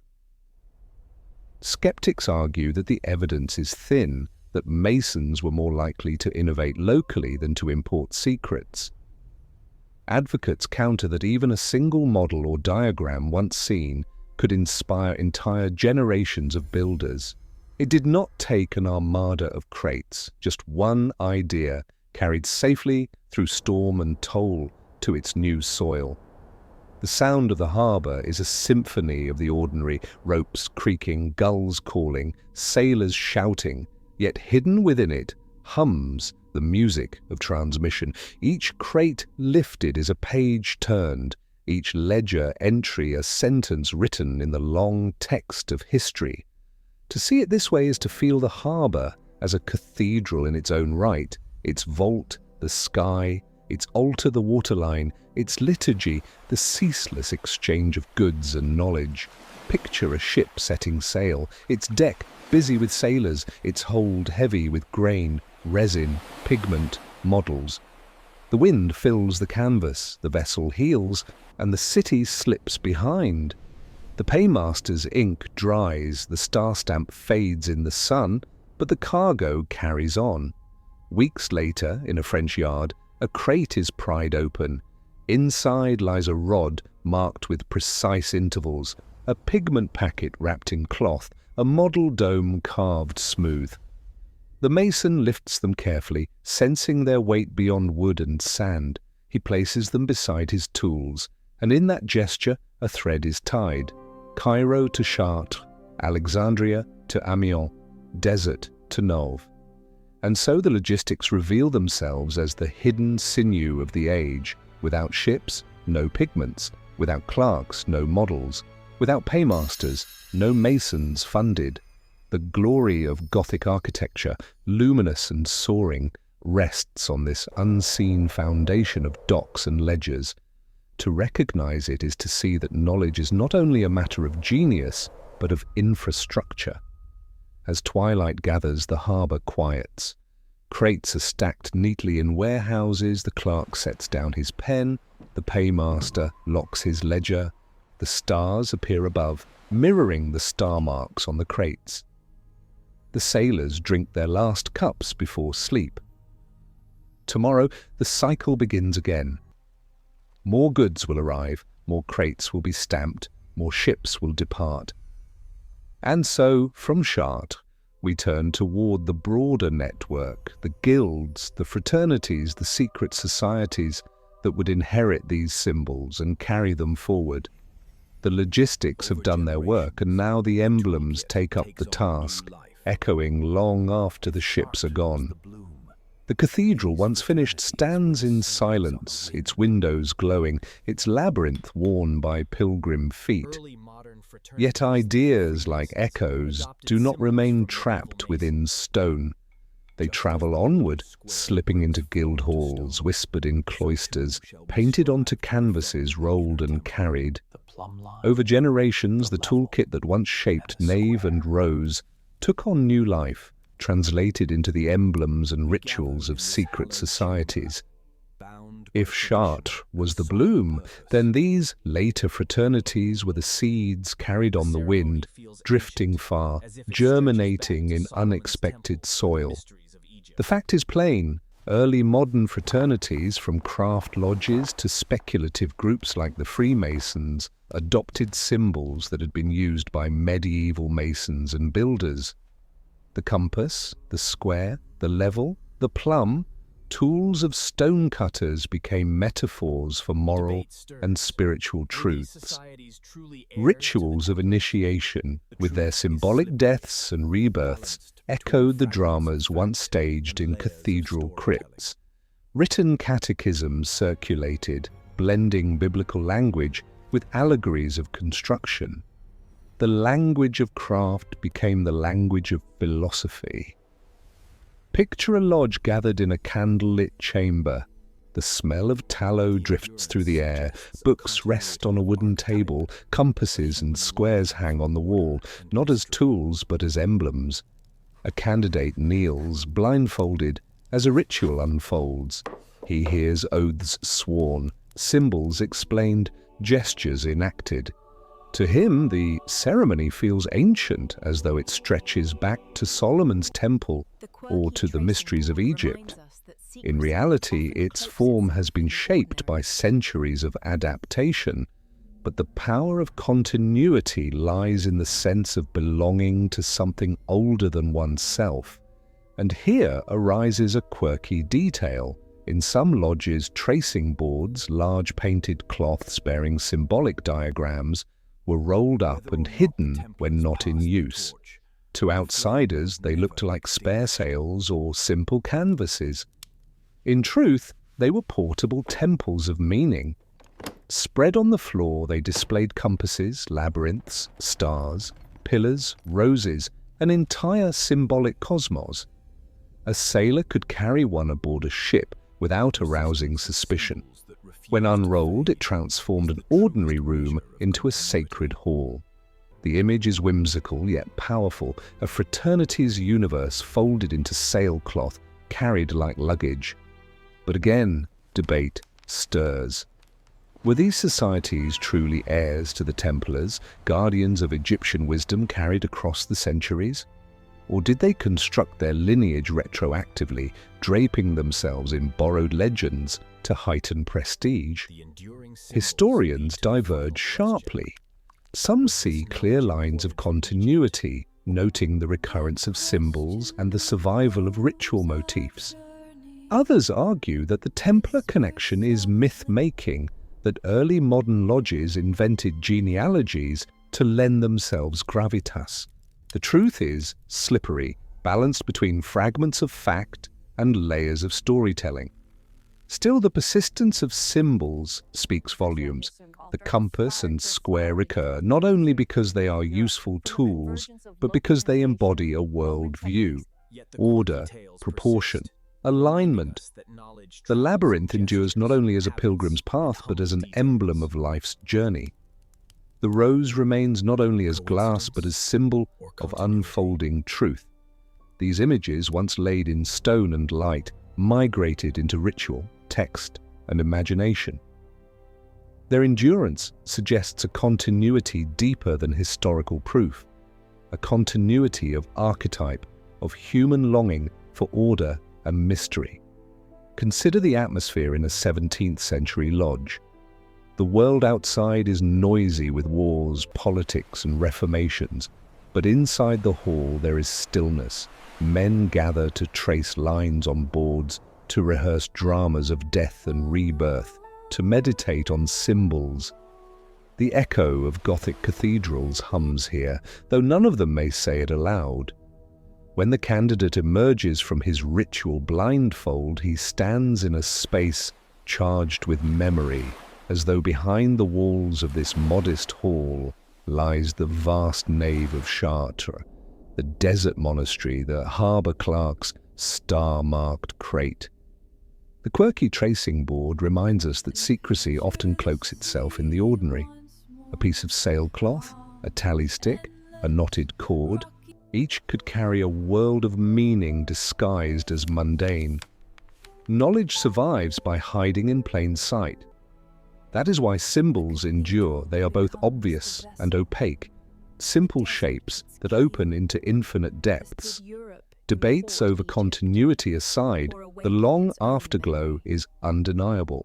Even today, the imagery of compasses, squares, labyrinths, and roses appears in architecture, literature, and ceremony. The toolkit has never been put away. Its tools still glimmer, carried forward by societies that thrive on mystery. Whether or not the Templars passed the torch, the flame was never extinguished. It flickers in secret halls, in whispered oaths, in diagrams drawn on chalkboards and folded into rituals. Picture a candle guttering in a lodge, wax dripping onto the tracing board. A member wipes it clean, rolls up the cloth, and stores it in a chest. Tomorrow he may carry it aboard a ship, and no one will guess its meaning. Yet within it lies a cosmos. This is how legacies endure, not in vaults of gold, but in symbols that outlive explanation. The long afterglow stretches further still. From Egypt's temples to Chartres rows, from Templar crates to lodge halls, the thread remains unbroken in imagination, if not in fact. And perhaps that is the truest measure of continuity, not the unbroken chain of documents, but the persistence of symbols that refuse to fade. Fact and fable intertwine, and together they keep the story alive. As night deepens, the lodge dismisses. Candles are snuffed, boards rolled, aprons folded. Outside, the city hums with ordinary life, unaware of the rituals just enacted. But within the memories of the initiates, the glow persists. They carry the echo home with them, just as knights once carried pigments, monks carried manuscripts, sailors carried chalk labyrinths. And so the story bends toward its final turn.